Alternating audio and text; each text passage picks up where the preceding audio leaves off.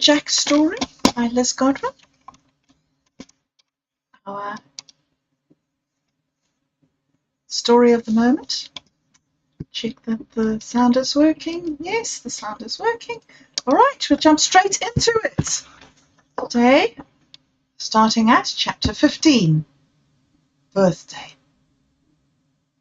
Jack's birthday rolled around. He had reached the grand old age of 18. It was a landmark day for him. He woke up, and the first thing he felt was sadness that his father was not with him to celebrate. Birthdays had been a great time for celebration to James, and he'd always made a big fuss of them. Last year, Jack remembered with a pang, they had gone away to the Kruger National Park for a wonderful weekend of sun, celebration, animals and birds. His father gave him a pair of binoculars and a copy of Robert's Birds of Southern Africa. His mother was not a birthday person. She rather dreaded birthdays. However, she made a great effort for Jack's birthday this year and embarrassed him hugely by telling everyone, "He's such a darling boy and looks after me so wonderfully. I'd have died if it hadn't been for him." Another of her mantras was, "I'm so glad to have a son and not a daughter. Daughters need so much looking after, don't they? Whereas a son takes care of himself." When Jack heard that, he was dumbfounded. Rose threw a dinner party for Jack at the Cocoa Pan. She negotiated with the owner to take over the whole of the downstairs section. When they walked down the narrow stairs and into the dining room, it was festooned with decorations. Most of the guests were his mother's friends, but she had commissioned a large circular table in the centre of the room for Jack, Kate, Annabelle, Dan, Adam, Sue, Koos Venter, and Louis Breitenbach, his friends and the leaders of the student body. Rose was in her element. To her, this was her moment of release from the dreary misery of the months following James' untimely death. It was her son's 18th birthday, sure, and she could not quite believe she was the mother of an 18-year-old. But all the same, this was Rose's night. She was the focus of the room, surrounded by the men friends she had invited. Every time Jack looked up to check on her, she was laughing with a glass of wine in her shapely white hand. "She's like a sapphire in a sparkling setting," Jack thought, her white shoulders rising from her full-length blue dress and her glorious hair cascading down her shoulders. Her escort this evening was Palmer Conway. He was the Johannesburg businessman who had bought the big garage on Main Street. Jack was glad that she was having such a happy time, but suddenly the joyousness of the gathering hit him, and he could not bear it. He had to get out. Unobtrusively, he made his way to the back of the room and let himself out the back door and onto the parking area at the back of the restaurant. Even here, he could not escape other people. Someone was banging around at the rubbish bins. He heard stifled sobs. "Who's there?" he asked. A scruffy figure stepped out of the shadows, and to his amazement, Jack came face to face with Innocent Kahari. "What are you doing here?" he blurted out in surprise. "I'm working here now, you know," Innocent said. "There's a big do on tonight, and I'm emptying the rubbish." "Oh, right," Jack said. "Are you all right? I thought I heard crying." In an instant, the atmosphere changed, as if an electric charge had hit. Both boys felt frozen in a moment. It was very quiet and dark in the parking lot, and no cars sped along the roads. Jack could hardly see Innocent's outline. Innocent was silent for a long moment. Then he said very slowly, "Yes, that was me. We both know what it's like to lose our father. I just miss my dad and I hate my life." Jack was silent. He didn't know what to say. Suddenly a huge wave of sympathy for this despised schoolmate rose up in him.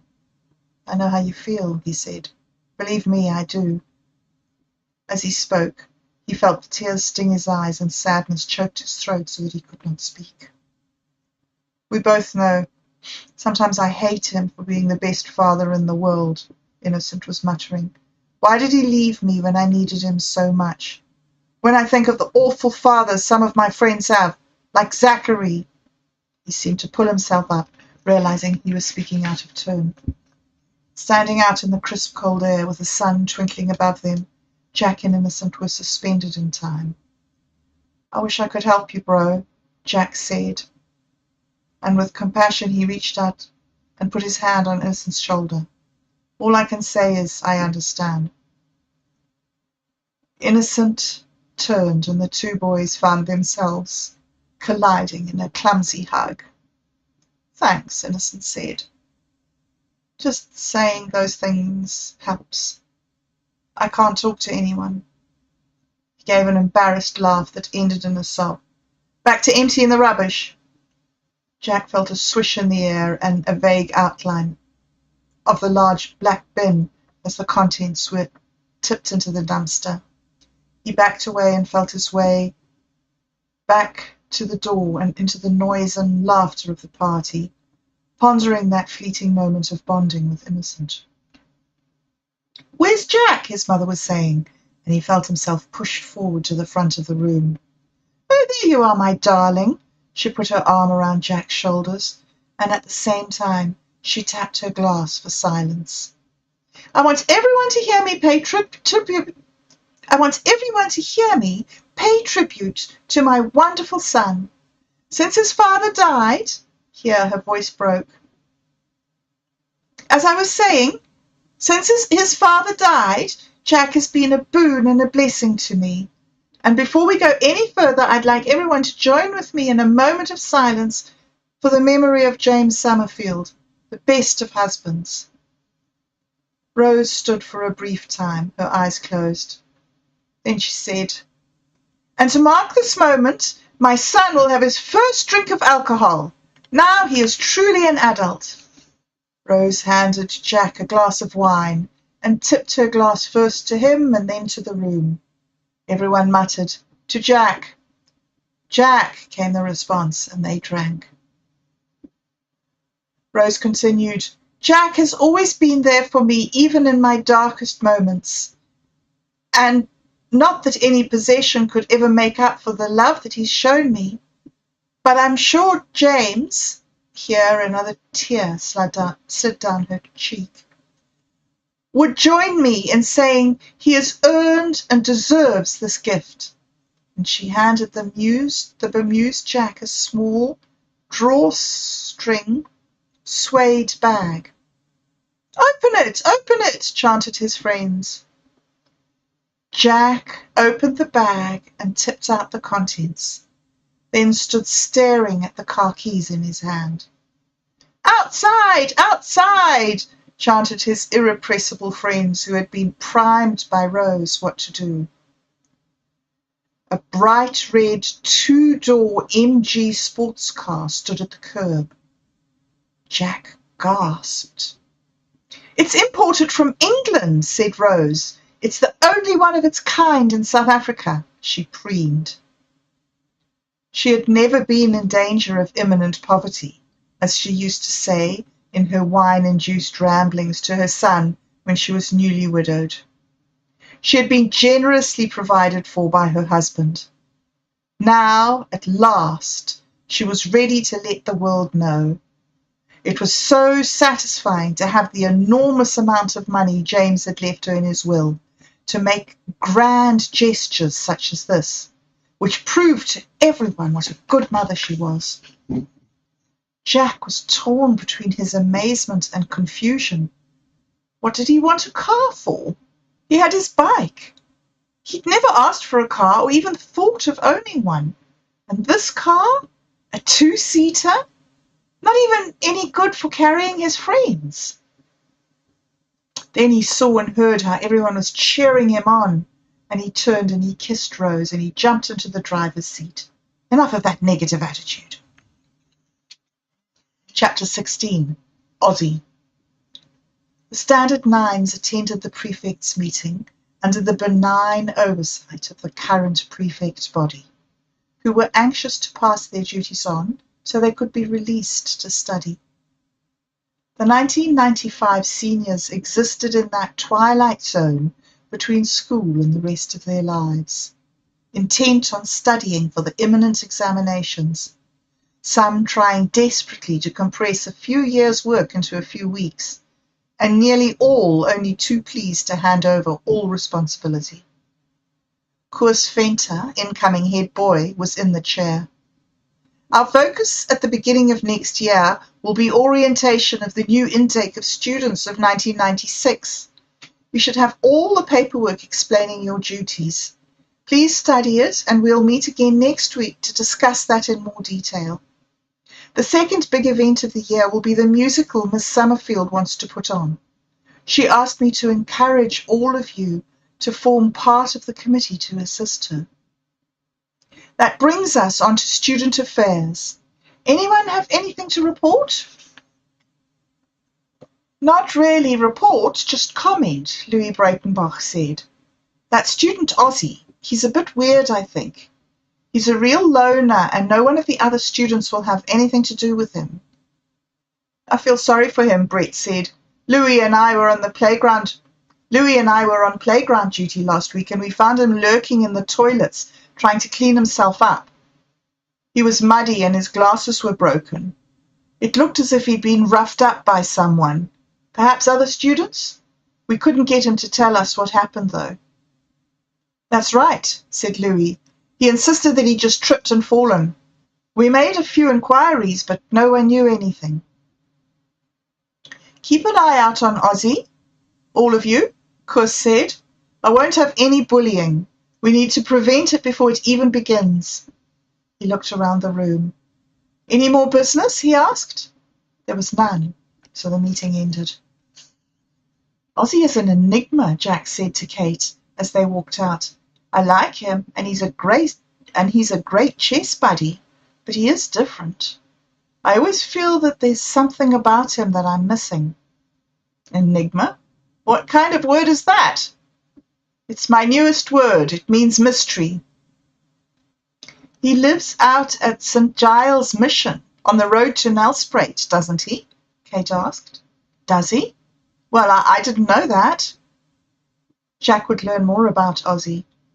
One day as he walked past the bicycle shed, quite late after an extended rugby practice, Jack was surprised to see his friend looking anxiously at his bicycle. What's the problem? I seem to have a slow puncture. I thought I had fixed it, but it's flat as a pancake. The two boys tried to pump up the tire, but to no avail. I can take you home if you want, and tomorrow we can fix it. Will you bring your spare tube? Ozzy looked uncomfortable, but he realized there wasn't an alternative, apart from walking the 7 kilometers back to St. Giles Mission, where he lived. He knew it was an hour and a half's walk. He was tired and hungry, and he just wanted to get home. He nodded gratefully, and they both got into Jack's car. Just shout out the directions, Jack said, and Ozzy did that. Kate was right. Ozzy lived at the Mission on the Nelspruit Road, quite a distance from the school. The gates were closed when they arrived, and Ozzy jumped out and rang the bell. Thank you, he said. I'll take it from here. I appreciate all the help. See you at school tomorrow. Jack knew Ozzy was hoping he would leave, but some perverse spirit of curiosity in him made him linger. Why would Ozzy live in a mission? Were his parents missionaries? The big gates, corrugated iron in a wooden frame, creaked open. A dumpy little nun stood blinking at the two boys. Ozzy, she said, a beam spreading over her face. Why are you out so late? We were starting to get worried. And who is this? She looked at Jack, smiling. Ozzy introduced Jack. Welcome, welcome. Come on in. I'm Sister Amelia. So glad to meet a friend of Ozzy's. Since you're here, let me give you the tour. Jack must get back home, sister. He doesn't have time. No, I'd love the tour, Jack said, wondering why Ozzy was so keen to get rid of him. With these words, Jack entered a world he had never dreamed of. Sister Amelia instructed Ozzy to go and get ready for supper, and she took Jack on a whirlwind tour of their little mission station. She was very proud of what they were doing and couldn't pass up the opportunity to show it off. The first stop was at the church, the centre of life to the mission. Then he saw the dining room where supper was in full swing. Ozzy was seated with the other children, eating at the refectory-style tables. He didn't look up when Jack walked in. Jack looked round the room and was struck by the many young children and few adults. The next stop in the tour was the dormitories and finally the small hospital. It was crowded. South Africa's crisis of AIDS and HIV is impacting our communities in a devastating way. We have more and more victims of this epidemic, explained Sister Amelia. Often when their parents die, they're rejected by their family groups due to the fear and stigma around the disease. We create a haven for them here, as you see. We're very busy at the moment. We're at full capacity. It is so heartening to know that Ozzy is making friends at Barberton School. You can see that most of the children here are much younger than him. Jack stammered out his thanks and took his leave of the cheerful nun. He was overwhelmed by what he had learned. Later that week, Jack was invited to the Groenewald's house for supper and a games evening. These were usually times of fun and laughter, but this evening, Jack had something more serious on his mind. After supper, he poured out the story of his visit to St. Giles. The family listened without interruption. I heard Ozzy's story last year, Meneer Groenewald said. He is a particularly sad case, and I'm so grateful that you're keeping an eye on him. They found him when he was about 5 or 6, wandering in the field next door to the mission, starving and skeletal. The nuns think that his mother and father had died of AIDS. They tried to track down his extended family, but the people they thought they had identified were not prepared to take him on. So basically he was abandoned, and the nuns took him in. The nuns have not been able to trace any close relatives, so really know nothing about his people. A cold wave of misery engulfed Jack. He was feeling very upset by what Meneer Groenewald had just told them. He glanced at Kate and saw she was staring in disbelief at her father. You may well look shocked, he said. You think, no doubt, that all your classmates have the same sort of homes and the same sort of lives as you do, but nothing could be further from the truth. You are so lucky and so privileged, but there's no way we as parents can make you see that. Oh, Papa, Kate cried, I'll never take anything for granted ever again. Poor Ozzy. Awesome. Okay, well, that was that. We have done it. Thank you very much. And we'll be back tomorrow for the next couple of chapters. Hope you have a great day.